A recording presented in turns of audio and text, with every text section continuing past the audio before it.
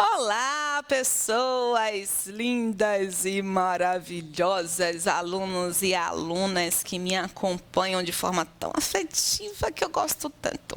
Vamos lá, vamos falar um pouco mais sobre os verbos. Esse é o terceiro vídeo da nossa sequência de vídeos sobre verbos. E eu falei no vídeo anterior que nós iríamos falar neste vídeo sobre os tempos do indicativo, mas ainda não vamos chegar a esse ponto. Neste vídeo, nós vamos falar sobre as conjugações verbais. O que é uma conjugação verbal? Reparem. Todos nós temos sobrenomes, tá? Esses sobrenomes vão identificar justamente a nossa família de origem. Nós encontramos nos verbos justamente essa ideia de reconhecimento a qual família o verbo pertence. Nós temos três famílias. Nós temos a primeira, a segunda e a terceira, que nós chamaremos de primeira conjugação, segunda conjugação, terceira conjugação. Quando eu falo sobre as conjugações, eu tenho de analisar justamente a finalização do verbo.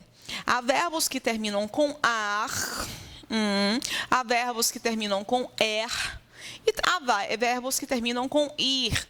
Vou colocar amar, vender, partir, ok?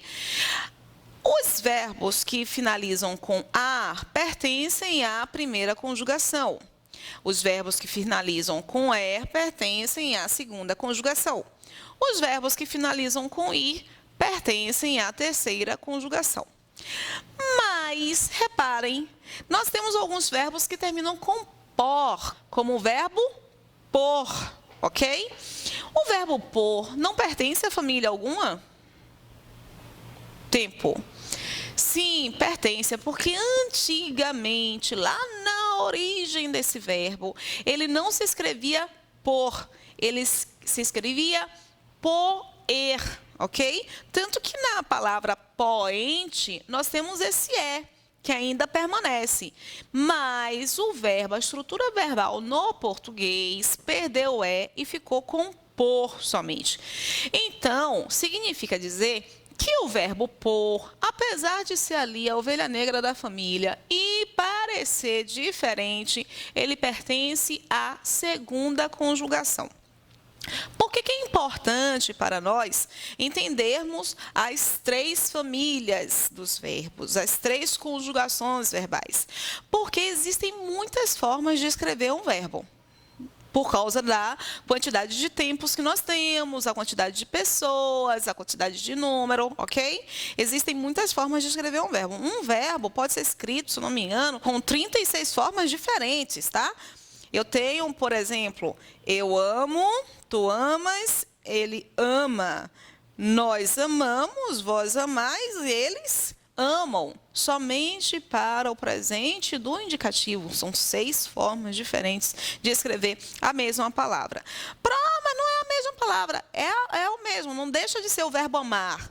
O que acontece aí nesse momento é a variação das pessoas do discurso e a variação dos números, tá? Mas continua sendo aquela palavrinha linda, maravilhosa, o verbo amar, ok? Quando você aprende as conjugações, você cria uma espécie de modelo. Porque cada conjugação vai ter uma espécie de modelinho ali. Qual é a estrutura que vai ser colocada depois do radical, que é aquela parte que não vai mudar? No verbo amar, por exemplo, é o AM. Qual é a estrutura que vai ser sempre encaixada, que é o verbo indicando a primeira pessoa, a segunda pessoa, a terceira pessoa. É por isso que aprender as conjugações é tão importante, porque isso vai possibilitar que você, no automático, para a maioria dos verbos, não vai servir para todos, mas vai servir para a maioria dos verbos. No automático, vocês consigam fazer as conjugações. Por exemplo, eu tenho o verbo amar. Então, se eu troco o verbo amar pelo verbo cantar, o finalzinho vai ficar o mesmo. Eu amo, eu canto, tá? Tu amas, tu cantas. Ele ama, ele canta, a finalização vai ser sempre muito... Para nós entendermos, eu estou tentando evitar esses termos mais técnicos, mas eu não conseguirei evitar, porque vai parecer que eu não sei o conteúdo. Então, eu vou ter que passar rapidamente aqui alguns termos técnicos. Essa parte da palavra que não muda, tá? Com o verbo amar, o am não muda. Fica aí, eu amo, tu amas. Vejam que a gente tem sempre a conservação do AM. Nós chamamos de radical, tá? E essa estrutura que vem depois do radical, nós chamamos de desinência.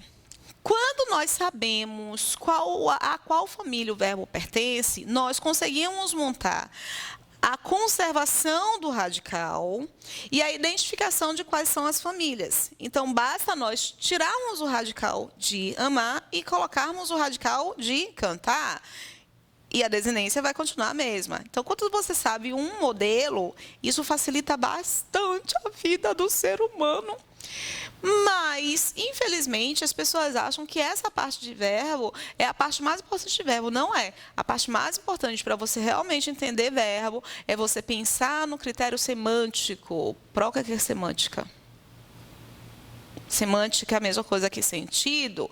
O critério semântico, o do sentido, vai reconhecer os modos verbais e o tipo de informação. Primeiro, vida, o tipo de informação, ação, acontecimento, fenômeno, posse e estado. Segundo, vida, justamente a ideia dos modos verbais, das intenções, indicativo, subjuntivo, imperativo. E neste terceiro vídeo, nós vimos justamente as famílias do verbo, as conjugações verbais, são 3, o ar, ir. E o verbo por, que pertence à família do porque antigamente era poer. Eu espero que vocês curtam língua portuguesa. Curte o vídeo, gente. Dá um like, dá um joinha, se inscreve no canal e ativa o sininho e me acompanha. Beijos, pessoas lindas.